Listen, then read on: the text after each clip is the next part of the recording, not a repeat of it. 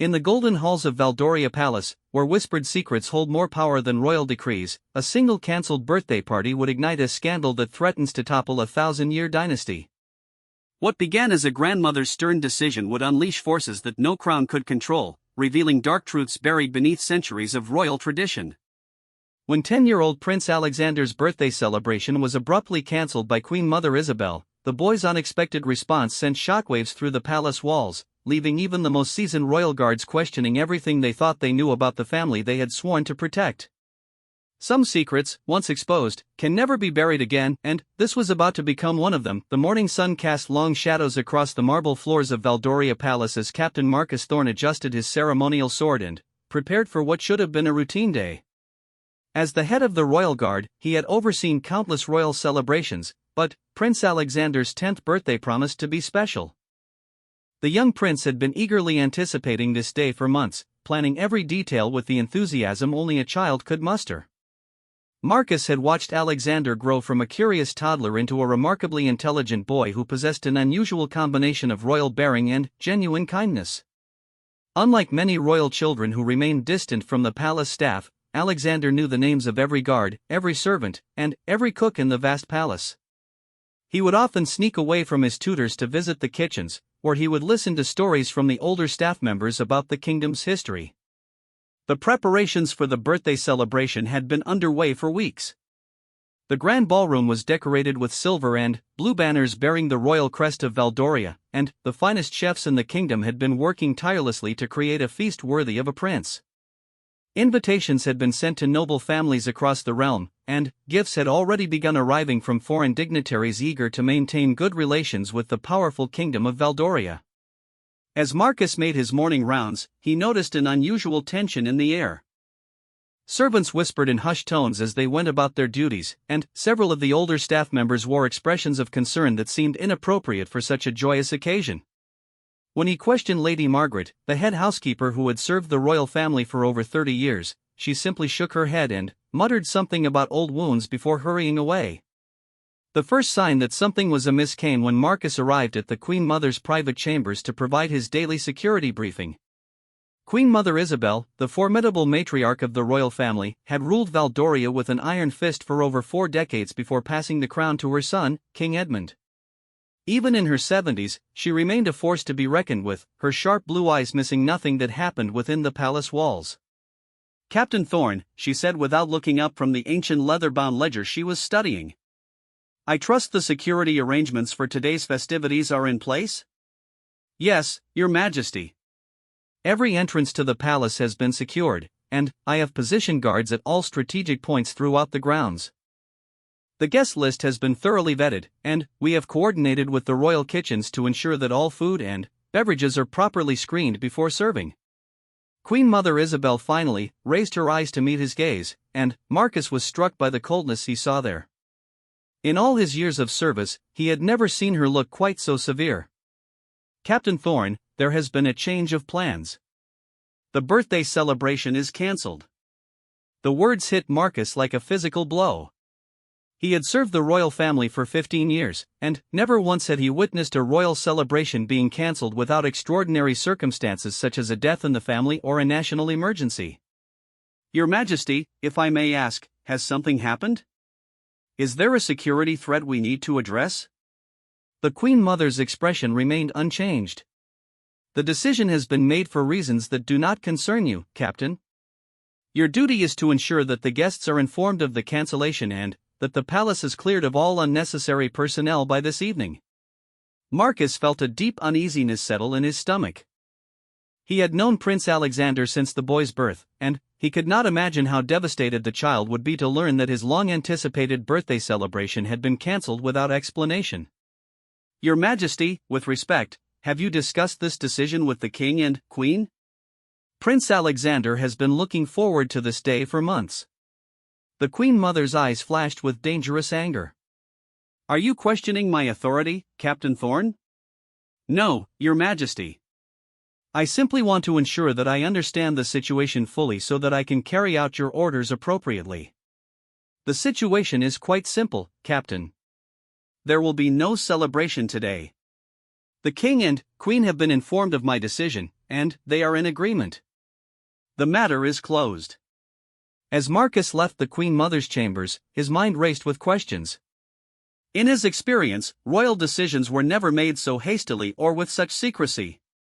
The entire royal household had been buzzing with excitement about the prince's birthday for weeks, and now everything was to be cancelled with no explanation. He made his way to the king's study, hoping to gain some clarity about the situation. King Edmund was a reasonable man who had always treated Marcus with respect and had never made major decisions without careful consideration. If anyone could provide an explanation for this sudden change, it would be him. King Edmund looked up from his desk as Marcus entered, and the captain was immediately struck by how haggard the monarch appeared. Dark circles shadowed his eyes, and his usually impeccable appearance seemed disheveled. The king's hands trembled slightly as he set down his quill. "Marcus, I assume my mother has spoken with you about today's arrangements." "Yes, Your Majesty. She has informed me that the celebration is to be cancelled. Might I ask if there is anything specific that has prompted this decision? Any security concerns or family matters that I should be aware of?" King Edmund was quiet for a long moment, staring out the tall windows that overlooked the palace gardens where Prince Alexander often played. When he finally spoke, his voice was heavy with an emotion that Marcus could not quite identify. "Sometimes, Marcus, the weight of history bears down upon us in ways that we cannot escape.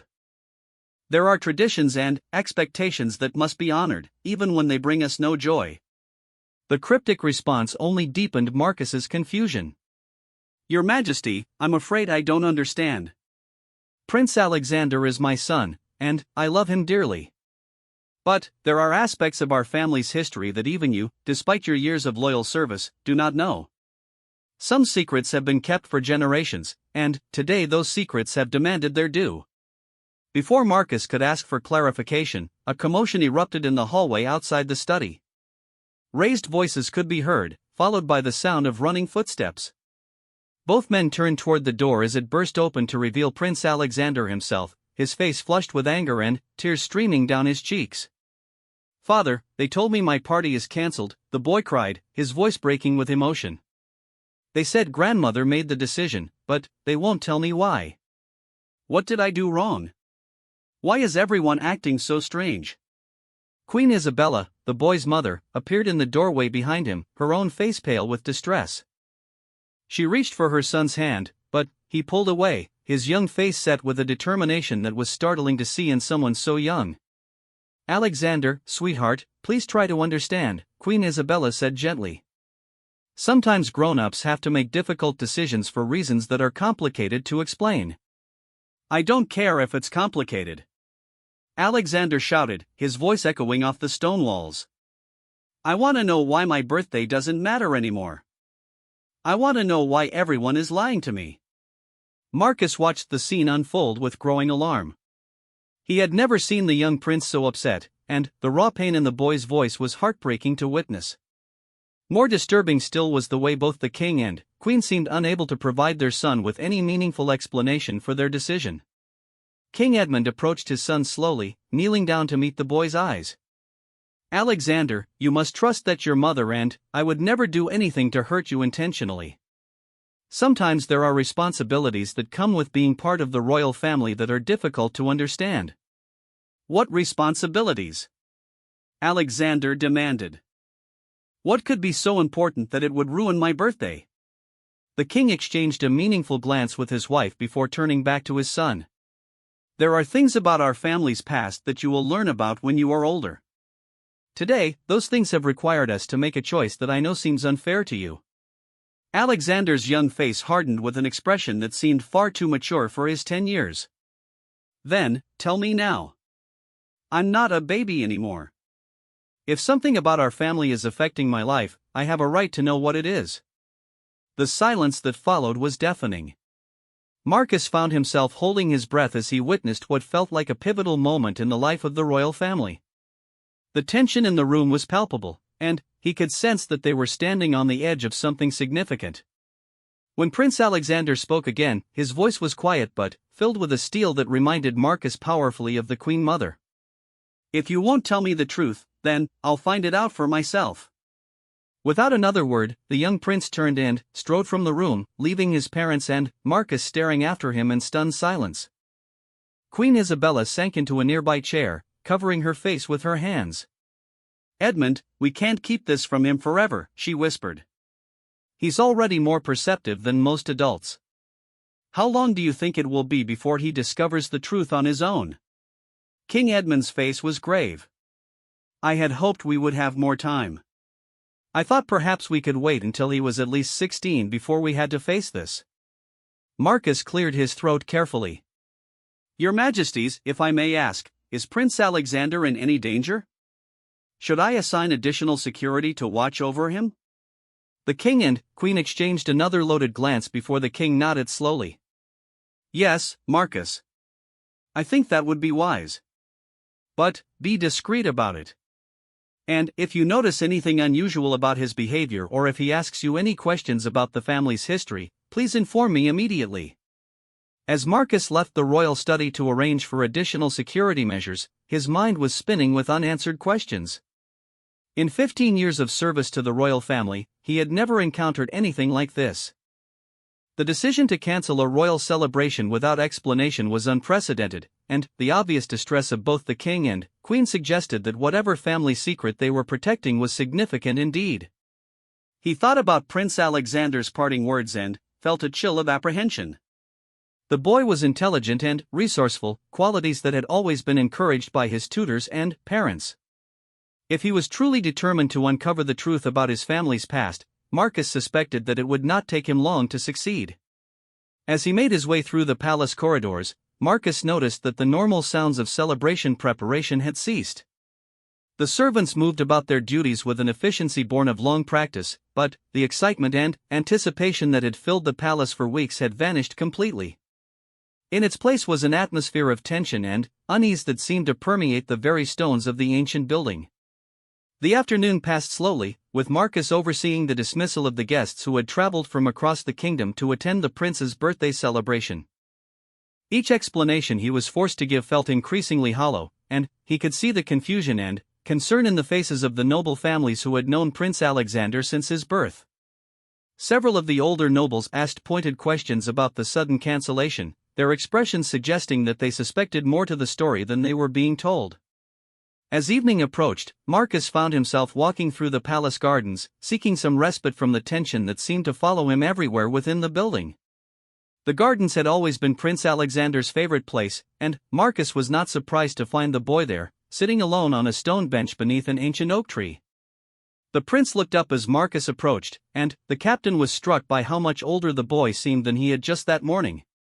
There was something in Alexander's eyes that had not been there before, a hardness that spoke of innocence lost. "Captain Thorne," Alexander said quietly. "Will you sit with me for a moment?" Marcus settled onto the bench beside the young prince, uncertain of what to say. In all his years of service, he had never been placed in a situation quite like this one. "You know, don't you?" Alexander said after a moment of silence. "You know why they cancelled my birthday?" Marcus chose his words carefully. "Your Highness, I know only what your grandmother told me this morning. She said that the decision had been made and that I was to ensure the guests were informed of the cancellation." Alexander was quiet for a long moment, staring out at the carefully maintained flower beds that stretched toward the palace walls. When he spoke again, his voice carried a weight that seemed far too heavy for someone so young. "Captain Thorne, in all your years of serving my family, have you ever heard of the curse of Valdoria?" Marcus felt his blood turn cold at the prince's words. The curse of Valdoria was something he had heard whispered about in the darkest corners of the palace, usually by servants who had been drinking too much ale and were sharing old superstitions. He had always dismissed such talk as folklore, the kind of stories that grew around any ancient royal family. "Your Highness, I'm not sure what you mean," Marcus said carefully, though his heart was beating faster than he cared to admit. Prince Alexander turned to face him, and Marcus was startled by the intensity in the boy's young eyes. "Last night, I couldn't sleep because I was too excited about today. So I decided to explore parts of the palace I'd never been to before. I found a passage behind the library that led to a room filled with old documents and portraits." Marcus's mouth went dry. He knew exactly which room the prince was referring to, though he had never been inside it himself. The sealed archive was one of the most restricted areas of the palace, accessible only to the royal family and a select few trusted advisors. Even as head of the royal guard, Marcus had never been granted permission to enter. "What did you find there, Your Highness?" Alexander reached into his jacket and pulled out a yellowed piece of parchment that looked ancient. "I found this. It's a letter written by my great-great-grandmother, Queen Victoria Valdoria, to her daughter. It talks about a terrible tradition that has been followed by our family for over 200 years.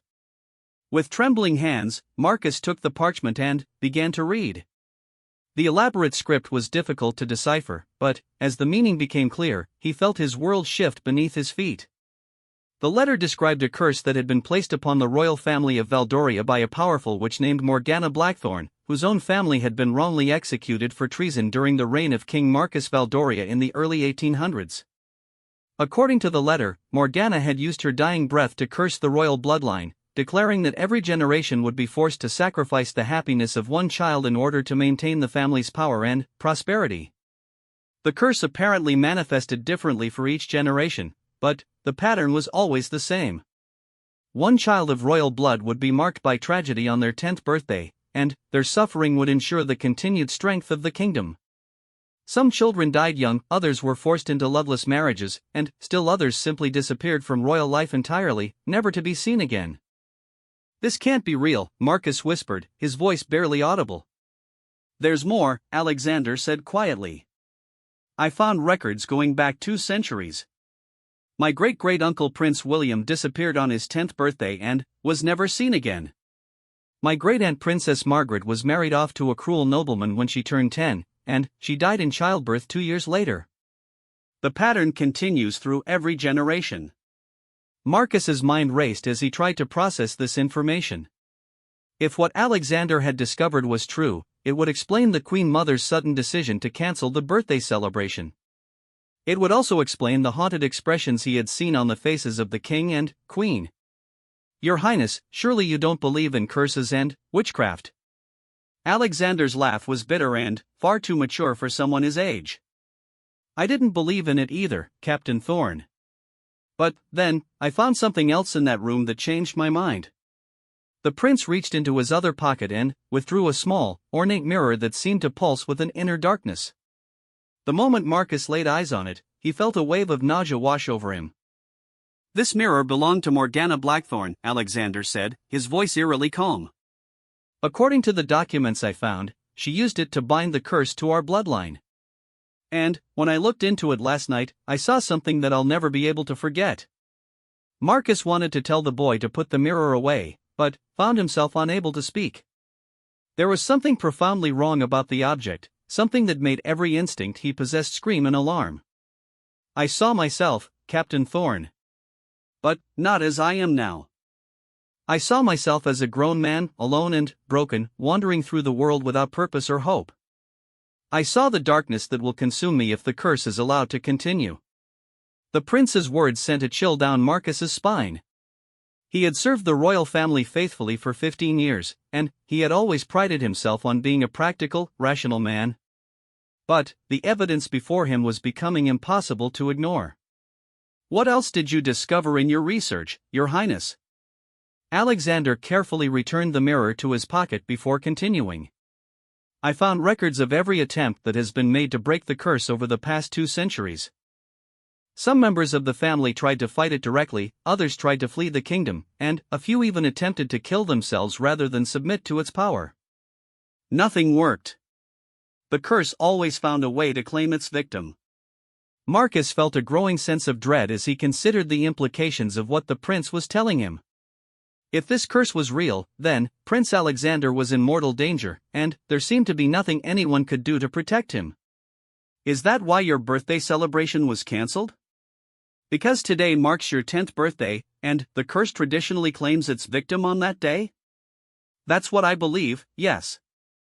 I think my grandmother discovered that I had found the archive room, and she decided to cancel the celebration in the hope that somehow avoiding the traditional festivities might delay or prevent the curse from taking effect." Marcus stood up from the bench and began pacing, his mind working furiously to find some rational explanation for what he was hearing. But, the more he thought about it, the more pieces of the puzzle began to fall into place. The mysterious deaths and disappearances that had plagued the royal family for generations, the superstitious behavior of some of the older servants, the way certain rooms in the palace were kept locked and forbidden to all but the immediate royal family. Your Highness, you said that you saw yourself in the mirror as a grown man. Did you see anything else? Any clues about how the curse might be broken? Alexander shook his head sadly. That's just it, Captain Thorne. I don't think the curse can be broken. But, I also don't think I'm willing to simply accept my fate without fighting. What do you mean? The prince stood up and faced Marcus directly, his young face set with a determination that was both admirable and terrifying. I mean that I'm going to find Morgana Blackthorn's descendants and force them to end this curse, even if it kills me. I won't let another generation of my family suffer because of something that happened 200 years ago. Marcus felt his heart sink as he realized what the boy was contemplating. Your Highness, you can't be serious. Even if this curse is real, even if Morgana Blackthorn's family still exists, you have no way of finding them. And, even if you could find them, what makes you think they would be willing or able to help you? Because I have something they want, Alexander said quietly, pulling the mirror from his pocket once again. This mirror isn't just a tool for binding curses, Captain Thorne. It's also a source of immense magical power. According to the documents I found, Morgana Blackthorn spent years of her life pouring her energy and her knowledge into this object. For her descendants, it would be priceless. Marcus stared at the dark mirror with growing alarm. Your Highness, if that object is as dangerous as you say it is, shouldn't you destroy it? Surely that would be safer than trying to use it as a bargaining tool. I thought about that, Alexander admitted. But, the documents also indicate that destroying the mirror might make the curse stronger, not weaker. Morgana was clever, Captain Thorne. She made sure that there would be no easy way out. As the sun began to set behind the palace walls, Marcus found himself facing the most difficult decision of his career. Everything in his training and experience told him that he should report this conversation to the king and queen immediately. Prince Alexander was clearly in danger, both from the supposed curse and from his own determination to confront forces beyond his understanding. But something in the boy's manner gave him pause. Despite his youth, Alexander was speaking with the wisdom and authority of someone much older. He had clearly thought through his plan carefully, and he seemed to understand the risks involved better than Marcus himself did. Your Highness, what exactly are you asking of me? I'm asking for your help, Captain Thorne. I know that I can't do this alone, and I know that my parents will never allow me to leave the palace if they discover what I'm planning. But I also know that you've sworn an oath to protect the royal family, and, right now, the greatest threat to the royal family is this curse. Marcus was quiet for a long moment, weighing his options. His oath of loyalty to the crown was absolute, but that oath also required him to act in the best interests of the royal family.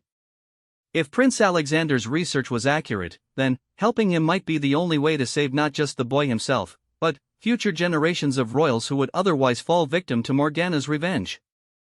What kind of help are you looking for? I need someone who can help me research Morgana Blackthorn's family line and track down her descendants. I need someone who can help me travel outside the kingdom without being detected. And I need someone I can trust completely to keep my plans secret until I'm ready to act. Marcus felt the weight of the decision pressing down upon him. He thought about the king and queen, who were clearly suffering as they tried to protect their son from forces they didn't understand. He thought about the queen mother, whose stern decision to cancel the birthday celebration suddenly made perfect sense. And he thought about Prince Alexander himself, a boy who should have been celebrating his 10th birthday but instead was planning a dangerous quest that might well cost him his life. Your Highness, if I agree to help you, I need your word that you won't attempt to leave the palace until we've had time to research this curse more thoroughly. There may be options we haven't considered yet, and I won't be party to sending you into danger unnecessarily. Alexander nodded solemnly. I give you my word, Captain Thorne. But I also need your word that you won't betray my plans to my parents or grandmother. This is something I have to do, and I'd prefer to do it with your help rather than without it. Marcus extended his hand to the young prince, and they shook on their agreement. As they walked back toward the palace together, Marcus couldn't shake the feeling that he had just committed himself to something that would change the course of his life forever. The next morning brought fresh revelations that only deepened the mystery surrounding the royal family. Marcus arrived at his office to find a message waiting for him from Lady Margaret, the head housekeeper. The note was brief but urgent, requesting that he meet her in the palace archives as soon as possible.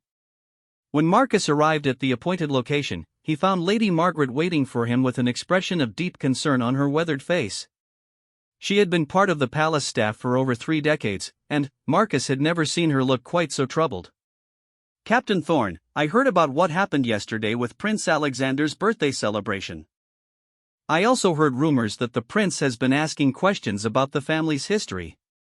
Marcus chose his words carefully. Lady Margaret, what can you tell me about the Blackthorne family and their connection to the royal house of Valdoria? The older woman's face went pale at the mention of the name. So it's true then. The prince has discovered the old records. What do you know about the curse, Lady Margaret? She was quiet for a long moment, seeming to wrestle with herself about how much to reveal. Finally, she sighed deeply and began to speak. My grandmother worked in this palace before me, and her grandmother before her. The knowledge of the curse has been passed down through certain families who have served the crown for generations. We've watched it claim victim after victim, and we've been powerless to stop it.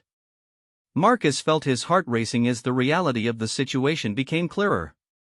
How many people know about this? More than you might think, but fewer than you might hope.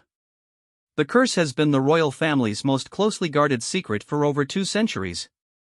Those of us who know about it are bound by oaths of secrecy that go back generations. Lady Margaret led Marcus deeper into the archives, past rows of ancient documents and artifacts. Finally, she stopped before a heavy wooden chest that had been pushed into a dark corner of the room. There are things in here that even the current royal family doesn't know about, she said, producing an ornate key from her apron. Records kept by servants who witnessed the curse's effects firsthand, along with research conducted by scholars who tried to find a way to break it. As Lady Margaret opened the chest, Marcus was hit by the musty smell of very old paper and leather. Inside, he could see dozens of documents, some of which looked like they might crumble at the slightest touch. Lady Margaret, has anyone ever come close to finding a solution? She pulled out a leather-bound journal and handed it to him carefully. There was one scholar, a man named Professor Edmund Hartwell, who spent 20 years researching the curse in the 1920s. He believed that he had found a way to break it, but he died before he could put his theory to the test. Marcus opened the journal with trembling hands, his eyes scanning the faded text. Professor Hartwell's handwriting was meticulous, and his research appeared to be incredibly thorough. Page after page detailed his investigation into Morgana Blackthorne's life and the magical practices she had used to create the curse. According to the professor's notes, Morgana had been a member of an ancient coven of witches who possessed knowledge and power that went back centuries. The curse she had placed on the royal family was not simply an act of revenge, but rather a complex magical working that drew its power from the very bloodline it was meant to torment. This is incredible, Marcus whispered as he continued reading.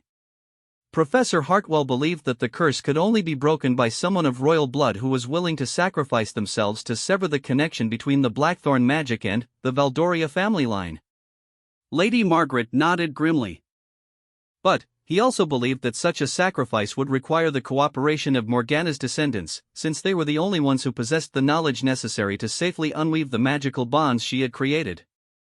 Marcus looked up from the journal with growing excitement.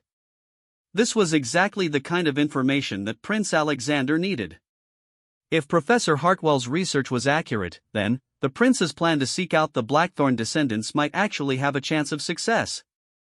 Lady Margaret, do you know if Professor Hartwell ever located any of Morgana's family members? She reached into the chest again and pulled out a smaller notebook. He traced the family line through several generations, but he died before he could make contact with any living descendants. However, his research indicates that there were at least 3 branches of the family that survived into the 20th century. As Marcus studied Professor Hartwell's genealogical charts, he felt a spark of hope for the first time since this nightmare had begun. The professor had been incredibly thorough in his research, tracing the Blackthorne family through marriages, name changes, and geographic relocations.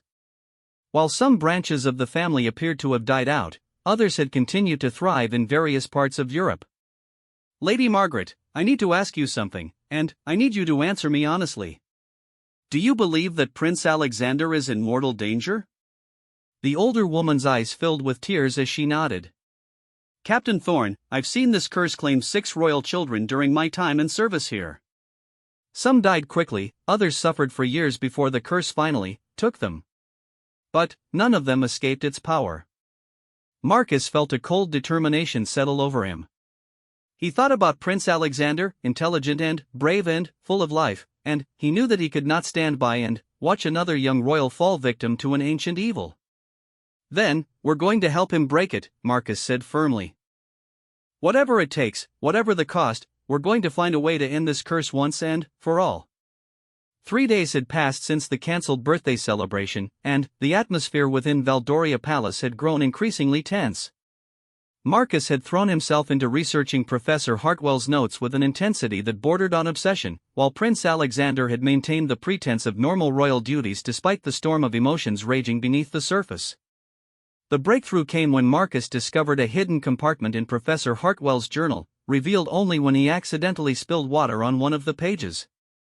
The water activated an invisible ink that revealed additional notes the professor had kept secret even from his regular research.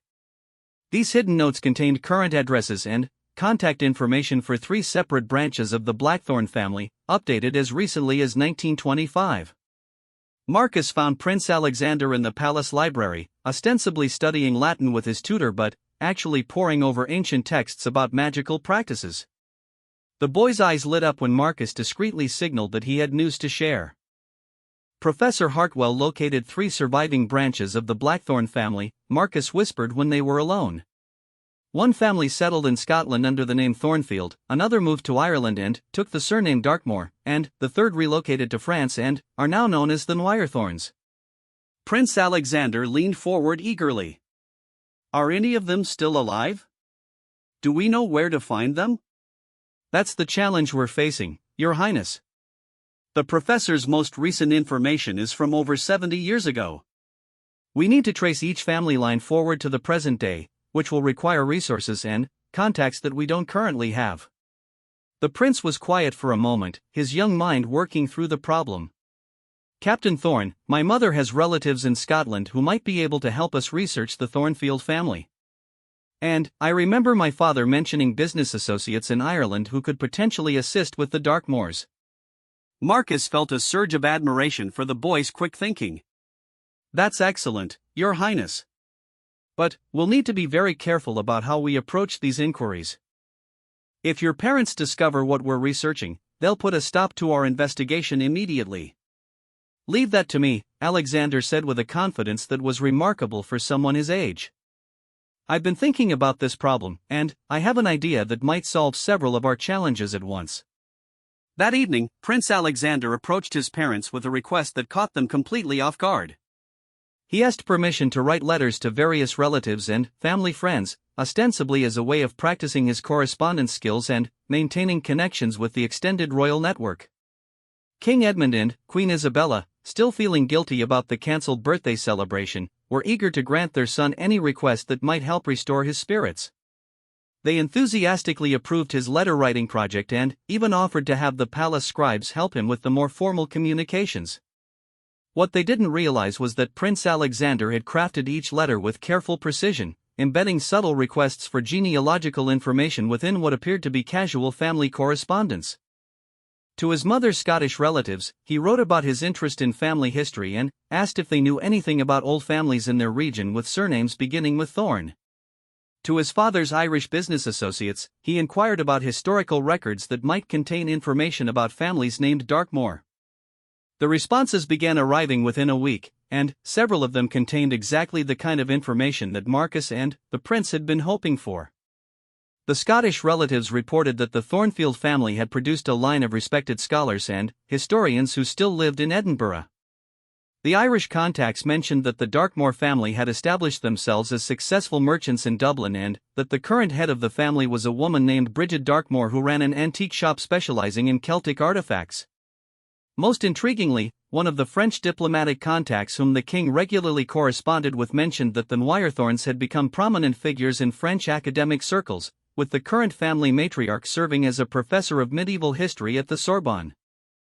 "This is more than we could have hoped for," Marcus told Prince Alexander as they reviewed the responses in the privacy of the archive room. "All three family branches not only survived into the modern era, but they've actually flourished. And, more importantly, they've maintained connections to the kinds of knowledge and scholarship that might be relevant to our situation." Prince Alexander nodded, but Marcus could see the weight of responsibility bearing down on the boy's young shoulders. "Captain Thorne, now that we know where to find them, we need to decide how to approach them. We can't simply show up and announce that we're here about a 200-year-old curse." Marcus had been wrestling with this exact problem. "Your Highness, I've been thinking about Professor Hartwell's research, and I believe he may have left us a solution. According to his notes, each branch of the Blackthorn family should have inherited certain artifacts and documents related to their ancestors' magical practices. If we can identify these objects, we might be able to use them as a way of proving our knowledge of the family's true history." The prince's eyes brightened with understanding. "Of course. We need to demonstrate that we know about their magical heritage before they'll be willing to discuss the curse with us." Over the next several days, Marcus and Prince Alexander threw themselves into researching the specific artifacts and documents that each Blackthorn family branch would have inherited. Professor Hartwell's notes proved invaluable in this endeavor, as he had meticulously catalogued every magical item and text that Morgana had possessed at the time of her death. According to the professor's research, the Thornfield family should have inherited Morgana's collection of scrying stones and her personal grimoire containing protective ward spells. The Darkmores would have received her healing crystals and her research notes on herbal magic. The Wyerthorns would have been given her most powerful artifacts, including a staff carved from blackthorn wood and her master collection of curse-breaking rituals. "The Wyerthorns received the curse-breaking rituals," Prince Alexander observed thoughtfully. "That's not a coincidence. If anyone in the family has the knowledge necessary to undo what Morgana did to our bloodline, it would be them." Marcus nodded in agreement. "But approaching them will also be the most dangerous. If they've inherited the most powerful artifacts, they'll also be the most capable of defending themselves if they perceive us as a threat." Their planning was interrupted by an unexpected development that changed everything. Queen Mother Isabel summoned Marcus to her private chambers with an urgency that immediately put him on high alert. When he arrived, he found her pacing back and forth with an agitation that was completely unlike her normally composed demeanor. "Captain Thorne, I have just received disturbing news from our intelligence network. It appears that Prince Alexander's recent correspondence with various family contacts has attracted attention from some very dangerous people." Marcus felt his blood run cold. "What kind of attention, Your Majesty?" "There are individuals who have been monitoring communications related to certain historical families for decades. Prince Alexander's inquiries about the Thornfield, Darkmore, and Wyerthorn's families have been flagged by these watchers." The Queen Mother moved to her desk and pulled out a file that contained several official-looking documents. "Captain Thorne, there are things about this curse that even my son and daughter-in-law do not know. The Blackthorn family has not been idle for the past 2 centuries. They have been watching our family, waiting for the day when one of our children would be brave enough or foolish enough to seek them out." Marcus stared at the documents in shock. They contained surveillance reports dating back decades, detailing the movements and activities of various members of the Blackthorn family branches. More disturbingly, they also contained reports about previous royal children who had discovered the curse and attempted to break it. Prince William, who disappeared on his 10th birthday in 1923, didn't simply vanish, the Queen Mother continued grimly. He was taken by the Blackthorn descendants after he attempted to contact them. Princess Margaret's death in childbirth was not a natural tragedy but the result of a dark ritual performed by Morgana's great-great-granddaughter. Marcus felt sick as the implications became clear. "Your Majesty, are you saying that the Blackthorn family has been actively working to ensure that the curse continues?" Not all of them, the Queen Mother replied. According to our intelligence, the family has been divided for generations between those who wish to honor Morgana's legacy and those who believe the curse has run its course. The problem is that the faction supporting the curse has thus far been more powerful and more ruthless than those who oppose it.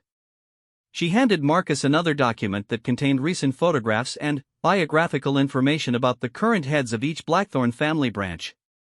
Dr. Alastair Thornfield in Scotland appears to be neutral in the family conflict, focusing primarily on his academic research. Bridget Darkmore in Ireland has actually been working quietly to help previous royal children escape the curse, though her efforts have not been successful. Marcus studied the photographs carefully, trying to memorize the faces of people who might hold his prince's life in their hands. "And the French branch?" he asked. The Queen Mother's expression grew even more grave. "Professor Madeline Wirethorns has been the driving force behind maintaining the curse for the past 30 years. She believes that our family's suffering is just payment for the historical wrongs committed against her ancestor. She has personally orchestrated the tragedies that befell Prince William and Princess Margaret." Marcus felt a surge of anger at the thought of this woman deliberately causing harm to innocent children. "Your Majesty, if you've known about this for so long, why haven't you taken action against these people?" "Because, Captain Thorn, any direct action against the Blackthorn family would only strengthen the curse. Morgana was very clever in her design. The magical bonds she created actually draw power from conflict between our families. The more we fight them, the stronger the curse becomes." Marcus sank into a chair as the hopelessness of the situation became clear. "Then, there's no way to break it? Prince Alexander is doomed no matter what we do?" The Queen Mother was quiet for a long moment before speaking again. "There might be one way, Captain Thorn. But it would require Prince Alexander to place himself in tremendous danger, and there would be no guarantee of success." Marcus looked up hopefully. "What do you mean, Your Majesty?" "According to our research, the only way to break the curse would be for a member of the royal bloodline to voluntarily present themselves to all 3 Blackthorn family branches and convince them to work together to unweave Morgana's spell. This has never been attempted before because it would require the cooperation of family members who have been enemies for decades." Marcus felt a glimmer of hope despite the obvious dangers involved. "Do you think it's possible to unite the 3 branches? Bridget Darkmore might be convinced to help, based on her previous efforts to assist royal children. Dr. Thornfield could potentially be swayed if presented with sufficient academic evidence about the curse's effects. But Professor Wirethorns would need to be convinced that continuing the curse is no longer in her family's best interests." The Queen Mother moved to the window and stared out at the palace gardens where Prince Alexander often played. "Captain Thorn, my grandson is going to discover this information eventually, whether we tell him or not. The boy is too intelligent and too determined to be kept in the dark much longer. The question is whether we help him pursue this dangerous course of action, or whether we try to prevent him and thereby ensure that he attempts it without proper preparation or support." Marcus understood the impossible choice they were facing. Either option carried enormous risks, but at least one of them offered a slim chance of success. "Your Majesty, what would you have me do?" She turned back to face him, and Marcus was struck by the pain he saw in her eyes. "Help him, Captain Thorn. Help my grandson become the first royal child in 2 centuries to successfully challenge this curse. And pray that we're not sending him to his death." That night, Marcus met with Prince Alexander in their usual location in the palace archives. The boy listened intently as Marcus shared everything the Queen Mother had revealed, his young face growing more serious with each new revelation. "So the Blackthorn family has been actively working to maintain the curse," Alexander said thoughtfully when Marcus finished his explanation. "That actually makes more sense than I initially thought." Marcus was surprised by the prince's calm reaction. "Your Highness, doesn't this information concern you? These people have killed members of your family." "Of course it concerns me, Captain Thorn. But it also gives us valuable intelligence about what we're facing. Now we know who our allies might be and who our enemies definitely are." The prince stood up and began pacing, his mind clearly working through the strategic implications of what they had learned.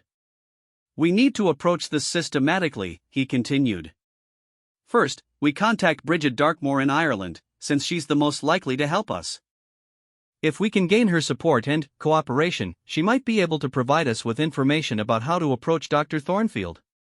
Marcus nodded slowly. And Professor Nwirethorns? Prince Alexander's expression hardened with a determination that was startling to see in someone so young. Professor Nwirethorns will be our greatest challenge, but she's also the key to everything. If we can find a way to convince her that the curse should be ended, then we might actually have a chance of succeeding. As they finalized their plans for contacting the Blackthorn descendants, Marcus couldn't shake the feeling that they were embarking on something far more dangerous than either of them fully understood. But, when he looked at Prince Alexander, he saw not just a frightened child but a young man who was willing to risk everything to protect future generations of his family from the curse that had claimed so many lives. Captain Thorn, Alexander said as they prepared to leave the archives. Whatever happens in the weeks to come, I want you to know that I'm grateful for your help and your friendship. Win or lose, I couldn't ask for a better ally in this fight. Marcus felt a surge of pride and affection for the brave young prince. Your Highness, it has been my honor to serve you and your family. Together, we're going to end this curse once and for all. The first contact with Bridget Darkmore came through an encrypted letter that Marcus sent through diplomatic channels, carefully disguised as routine correspondence between the Valdorian embassy and Irish cultural institutions. The response arrived 10 days later, written in a code that Prince Alexander had to research extensively before they could decipher its meaning. Bridget's message was brief but encouraging. The young prince seeks answers that have been hidden for too long. I have waited 70 years for a royal child brave enough to challenge the bonds that bind our families. Come to Dublin when the autumn leaves begin to fall, and bring proof of your bloodline's commitment to ending this ancient wrong. She's willing to help us, Prince Alexander said with barely contained excitement as they decoded the final words of the message. But she wants proof of our commitment. What do you think she means by that? Marcus had been wondering about the same thing. Your Highness, I believe she wants to ensure that you're not just seeking a way to escape the curse yourself, but that you're genuinely committed to ending it for all future generations. Bridget Darkmore has seen royal children attempt to break free before, and she's watched them fail because they were acting out of fear rather than true determination. Over the next week, they prepared for their journey to Dublin with the kind of meticulous planning that befitted a military operation. Marcus arranged for trusted contacts within the Royal Intelligence Service to provide them with false identities and secure transportation. Prince Alexander studied everything they could find about Irish history and culture, preparing to convince Bridget that he understood the broader historical context of the curse. The most challenging aspect of their preparation was keeping their plans secret from the king and queen. Both parents had become increasingly protective of Prince Alexander since the cancelled birthday celebration, and they had implemented additional security measures that made it difficult for the boy to move about freely even within the palace. It was Lady Margaret who provided the solution to their problem. The elderly housekeeper had connections with a network of servants and staff members who had been quietly supporting royal children affected by the curse for generations. Through this network, she was able to arrange for Prince Alexander to slip away from the palace during a carefully orchestrated distraction involving a false security alert in the eastern wing. The journey to Dublin took 18 hours by car and ferry, with Marcus and Prince Alexander traveling as a father and son on vacation. The prince had never been outside Valdoria without a full royal entourage, and Marcus was struck by how much the boy seemed to enjoy the freedom of moving through the world anonymously. It's strange, Alexander observed as they stood at the ferry rail watching the Irish coast grow larger on the horizon. I've been preparing for this my whole life to be king someday, but I've never actually experienced what it's like to be just another person in the world. Marcus nodded thoughtfully. Your Highness, regardless of what happens with the curse, I think this experience will make you a better ruler when your time comes. Understanding how ordinary people live is essential for any monarch who wishes to govern wisely. They arrived in Dublin in the early afternoon and made their way to the address Bridget had provided in her coded message. The antique shop was located on a narrow street in the city's historic district, squeezed between a used bookstore and a small cafe that smelled of coffee and fresh bread. From the outside, Darkmore Antiquities looked like any other small business catering to tourists interested in Celtic artifacts and Irish history. But, as soon as Marcus and Prince Alexander stepped through the front door, they both sensed that there was something different about this place. The air itself seemed to hum with an energy that made the hair on Marcus's arms stand on end. The shelves were filled with objects that appeared ancient and significant, many of them covered with symbols and markings that seemed to shift and change when viewed from different angles. "You must be the young prince who seeks to challenge destiny itself," came a voice from the back of the shop. Bridget Darkmore emerged from behind a curtain that concealed the rear of the store, and Marcus was immediately struck by her presence. She appeared to be in her 60s, with silver hair braided down her back and eyes the color of storm clouds. There was a strength and intelligence in her bearing that commanded immediate respect. "I am Prince Alexander of Valdoria," the boy said, offering a formal bow. "And this is Captain Marcus Thorne, head of our royal guard. We've come seeking your help in breaking the curse that has plagued our family for 2 centuries. Bridget studied them both for a long moment before nodding slowly. "I can see the royal bloodline in you, young prince. But I can also see something else, something that gives me hope. You carry yourself like someone who understands the weight of responsibility, not just someone seeking to escape a burden." She led them to a small room behind the shop that was clearly her private study. The walls were lined with books on magical theory and Celtic history, and a large table in the center of the room was covered with charts and diagrams that appeared to track bloodlines and family connections across centuries. "Before we discuss the curse," Bridget said, settling into a worn leather chair, "I need to understand your motivations, Prince Alexander. Why are you willing to risk your life to break a curse that you might be able to simply endure, as so many of your ancestors have done?" Prince Alexander was quiet for a moment, choosing his words carefully. "Because enduring the curse isn't really living, is it? I've read the histories of my family members who were affected by Morgana's magic. They survived, but their lives were hollow shells of what they should have been. I don't want that for myself, and I don't want it for my children or their children." Bridget's expression softened slightly. "A wise answer, young prince. But breaking the curse will require more than good intentions. It will require you to place yourself in mortal danger and to trust people who have good reason to view your family as enemies." Marcus leaned forward in his chair. "What exactly would be required to break the curse?" Bridget stood up and moved to a large map on the wall that showed the locations of various mystical sites throughout Europe. Morgana Blackthorn was a master of sympathetic magic, which means that her curse draws its power from symbolic connections between objects, places, and people. To break the curse, we would need to simultaneously sever all of these connections at the 3 locations where she performed the original binding rituals. She pointed to 3 different spots on the map: a stone circle in the Scottish Highlands, an ancient abbey in Western Ireland, and a medieval cathedral in northern France. The ritual would require representatives from all 3 branches of the Blackthorn family working together, along with a willing member of the Valdorian royal bloodline. Each person would need to perform specific actions at exactly the same time, coordinated down to the minute. Prince Alexander studied the map intently. "What about Professor Nwirethorns? My grandmother told us that she's been actively working to maintain the curse. Why would she agree to help us break it?" Bridget's expression grew dark. "Madeline Nwirethorns is a brilliant scholar and a powerful practitioner of the old ways, but she's also consumed by hatred for your family. She truly believes that your ancestors deserve to suffer for what they did to Morgana. Convincing her will be the greatest challenge we face." Marcus felt a chill of apprehension. "Is there any hope of changing her mind?" "Perhaps," Bridget said slowly. "Madeline has a weakness that she may not even be aware of. She has a granddaughter named Sophie who has been questioning the family's dedication to maintaining the curse. If we could somehow convince Sophie to join our cause, she might be able to influence her grandmother." Over the next several hours, Bridget shared everything she knew about the curse's structure and the requirements for breaking it.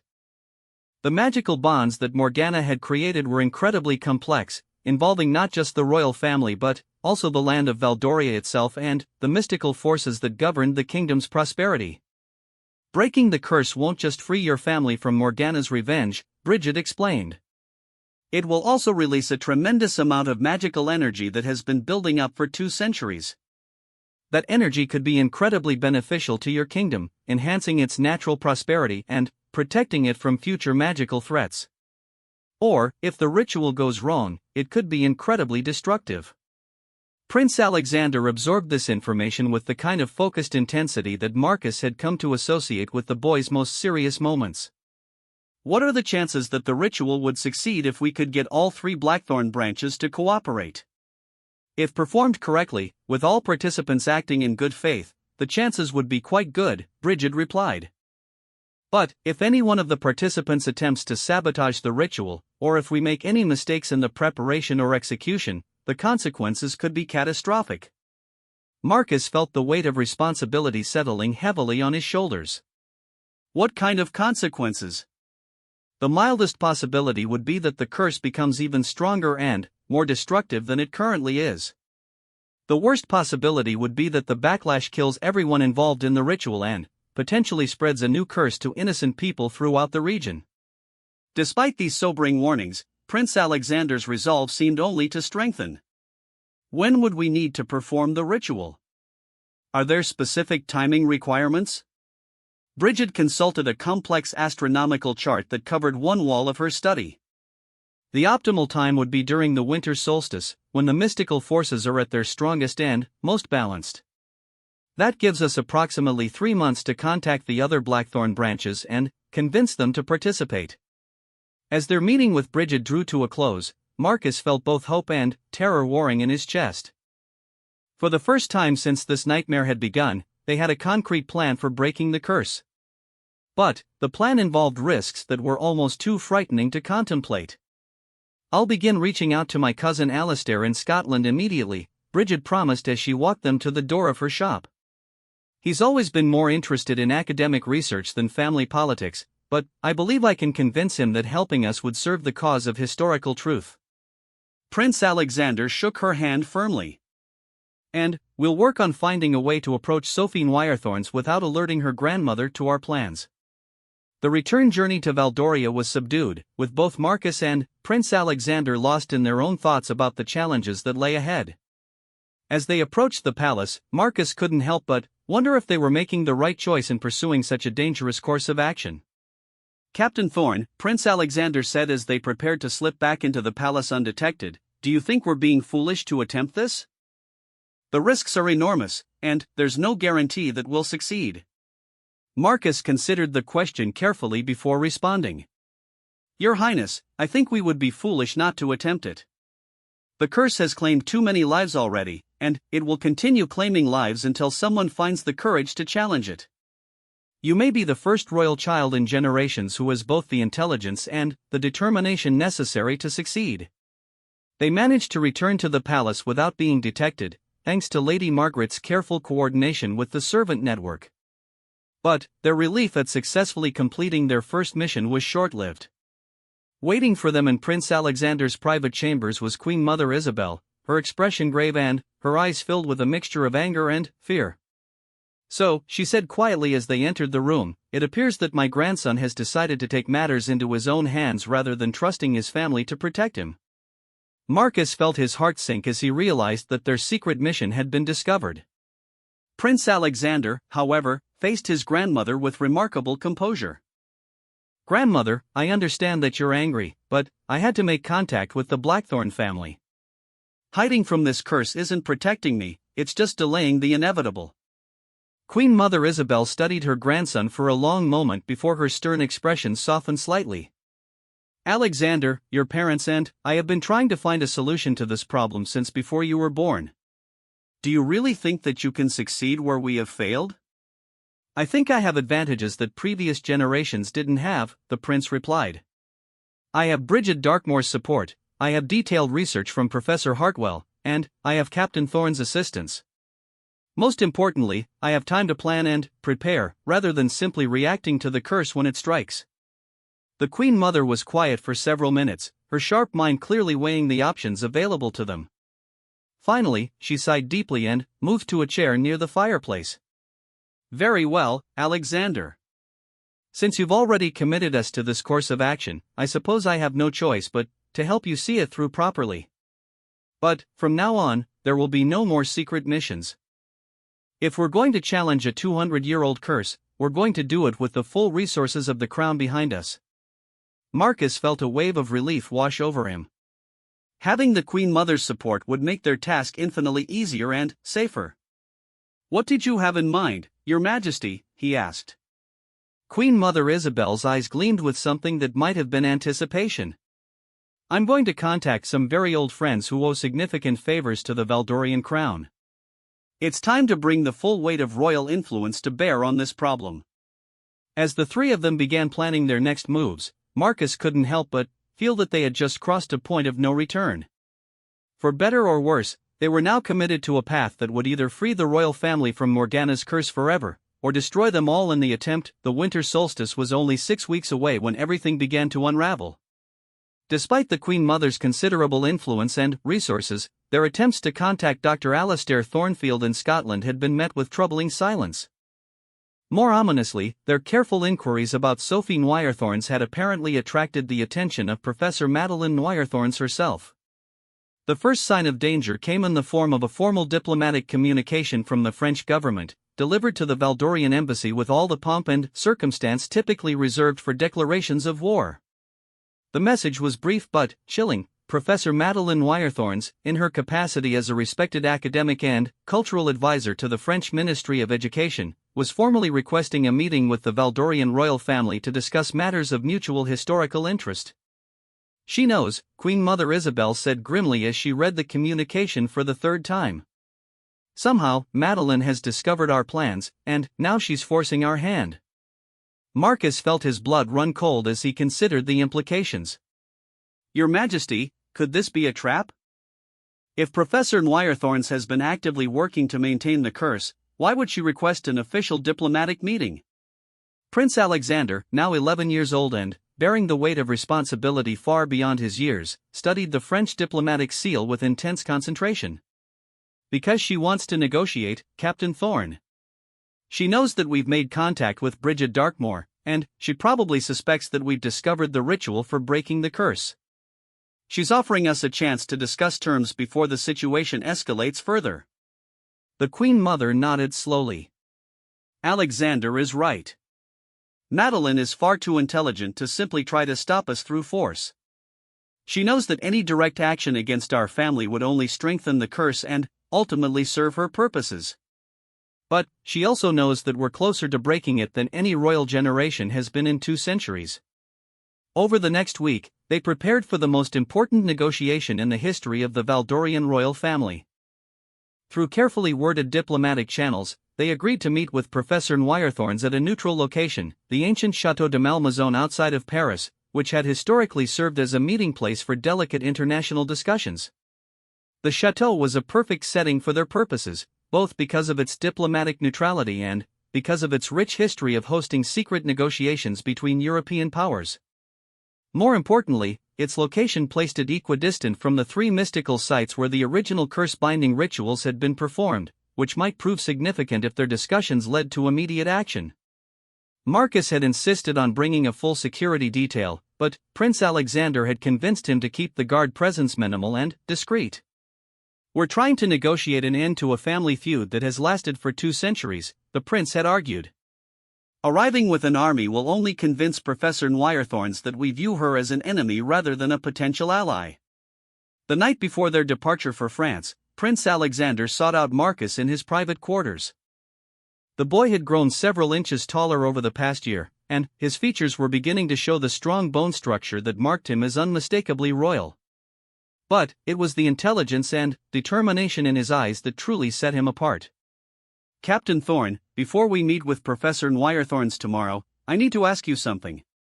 If this negotiation fails, if she refuses to help us break the curse, will you help me attempt the ritual without her cooperation? Marcus had been dreading this question, knowing that it would force him to choose between his duty to protect the prince and his oath to support the royal family's decisions. Your Highness, attempting the ritual without the cooperation of all 3 blackthorn branches would be incredibly dangerous. Bridget warned us that it could make the curse even stronger. I know the risks, Alexander replied quietly. But I also know that I can't spend the rest of my life hiding from this curse. and I can't allow future generations of my family to suffer because I was too afraid to take action." Marcus looked into the young man's eyes and saw the same steel resolve that had characterized the greatest kings in Valdorian history. "Your Highness, if diplomacy fails, if Professor Nwirethorns refuses all reasonable compromise, then, yes. I will help you attempt the ritual, whatever the consequences may be." The meeting with Professor Madeline Nwirethorns took place in the chateau's grand library, a magnificent room lined with ancient texts and illuminated by tall windows that overlooked formal gardens. Marcus had expected to meet a fierce and intimidating woman, given everything they had heard about her role in maintaining the curse. Instead, he found himself facing someone who appeared to be a perfectly ordinary academic in her 70s, distinguished but unremarkable in appearance. It was only when she began to speak that the true force of her personality became apparent. Professor Nwirethorns possessed an intellectual presence that filled the room, and her knowledge of history and magical theory was clearly encyclopedic. "Prince Alexander," she said as they settled into comfortable chairs around a polished oak table, "you have grown into a remarkable young man. Your great-great-grandmother Queen Victoria would have been proud of your intelligence and determination." "Thank you, Professor," Alexander replied formally. "Although I suspect you didn't request this meeting to discuss my resemblance to my ancestors." Professor Nwirethorn smiled, and Marcus was surprised to see genuine warmth in her expression. "Indeed, I did not. I requested this meeting because I understand that you have been researching my family's history and exploring the possibility of breaking the curse that has bound our bloodlines for 2 centuries. Marcus tensed, prepared for threats or demands, but Professor Nwirethorn simply continued speaking in the same measured academic tone. "I want you to understand, Prince Alexander, that my family's commitment to maintaining Morgana's curse has never been motivated by simple revenge. We have kept faith with our ancestors' magic because we believe that some historical wrongs are so profound that they demand lasting consequences." Prince Alexander leaned forward intently. "What wrongs are you referring to, Professor?" "My family's historical records indicate that Morgana Blackthorn was executed for treason after attempting to assassinate my ancestor King Marcus." For the first time since the conversation had begun, Professor Nwirethorns' composed demeanor cracked slightly. "Your family's historical records are incomplete, young prince. Morgana was not a traitor seeking to harm the crown. She was a healer and a scholar who discovered that King Marcus was planning to massacre an entire village of innocent people in order to claim their land for a royal hunting preserve." Marcus felt his understanding of the situation shift dramatically. "Are you saying that Morgana was trying to prevent an atrocity?" "I am saying that Morgana died trying to save the lives of 300 men, women, and children who posed no threat to anyone. King Marcus had her executed not for treason, but because she refused to remain silent about his plans for mass murder." Prince Alexander was quiet for several minutes, clearly struggling to process this new information. "Professor, even if what you're saying is true, does that justify cursing innocent children for the crimes of their ancestors? My family members who have suffered under Morgana's magic had nothing to do with King Marcus's actions." Professor Nwirethorn studied the young prince carefully before responding. "That is an excellent question, Prince Alexander. And it is precisely the question that my granddaughter Sophie has been asking for the past several years." Marcus exchanged a glance with Prince Alexander, both of them recognizing the significance of this admission. "Your granddaughter questions the wisdom of maintaining the curse?" "Sophie believes that Morgana's original purpose has been served, that the Valdorian royal family has learned humility and compassion through 2 centuries of suffering. She argues that continuing the curse now serves no constructive purpose and only perpetuates a cycle of pain and hatred." Prince Alexander seized on this opening. "Do you think Sophie might be right, Professor?" Professor Nwirethorns was quiet for a long moment, her eyes focused on something beyond the library windows. When she spoke again, her voice carried a weight of sadness that Marcus had not heard before. "I have spent my entire life studying history, Prince Alexander. I have seen how the powerful treat the powerless, how easily atrocities are committed when no one is willing to stand up for justice. Morgana's curse has served as a reminder that actions have consequences, that even kings must answer for their crimes." She turned back to face the prince directly. "But I have also watched innocent children suffer for sins they never committed. I have seen the pain in your family's eyes, the same pain that has haunted my own family for generations. Perhaps it is time to ask whether Morgana would want her legacy to be one of endless suffering, or whether she would prefer to see justice tempered with mercy. Marcus felt a surge of hope as he realized that Professor Nwirethorns might actually be persuaded to help them. Professor, what would it take to convince you to participate in the ritual to break the curse? I would need to be convinced that the Valdorian royal family has truly learned the lessons that Morgana's curse was meant to teach. I would need to see evidence that you understand the responsibilities that come with power and that you are committed to using that power justly. Prince Alexander stood up and moved to one of the library windows, gazing out at the formal gardens as he considered his response. When he turned back to face Professor Nwirethorns, his young face carried an expression of mature determination. Professor, I cannot undo the crimes committed by my ancestors. But I can promise you that I will spend my life working to ensure that such crimes are never committed again. If you help us break this curse, I will establish a foundation dedicated to protecting innocent people from the abuse of power. I will create systems within our government to ensure that no future Valdorian monarch can act without accountability. Professor Nwirethorns studied the prince intently. Those are noble words, Prince Alexander. But words are easily spoken and easily forgotten.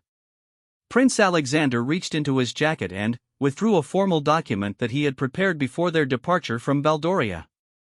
This is a binding royal proclamation that will become law the moment I ascend to the throne.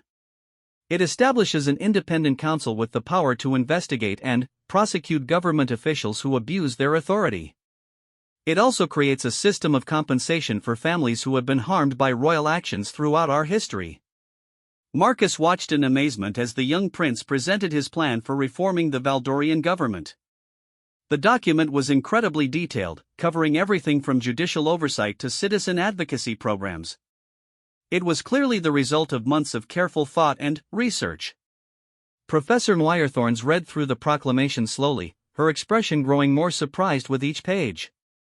Prince Alexander, this document would fundamentally change the nature of royal power in Valdoria. You would be voluntarily limiting your own authority as future king. Yes, Alexander replied simply. I believe that true leadership requires accountability, and accountability requires limits on power. If breaking Morgana's curse means accepting responsibility for my family's historical actions, then I am prepared to do so. For several minutes, the library was silent except for the ticking of an antique clock on the mantelpiece. Professor Nwirethorns continued studying the royal proclamation, occasionally making notes in the margins with a fountain pen. Finally, she set the document aside and looked directly into Prince Alexander's eyes. Young prince, I believe you are sincere in your intentions. But sincerity alone is not sufficient. If I agree to help you break the curse, I will require additional guarantees that your reforms will be implemented regardless of political pressure or changing circumstances. Marcus felt his pulse quickening as he realized that Professor Nwirethorns was actually considering their proposal. What kind of guarantees?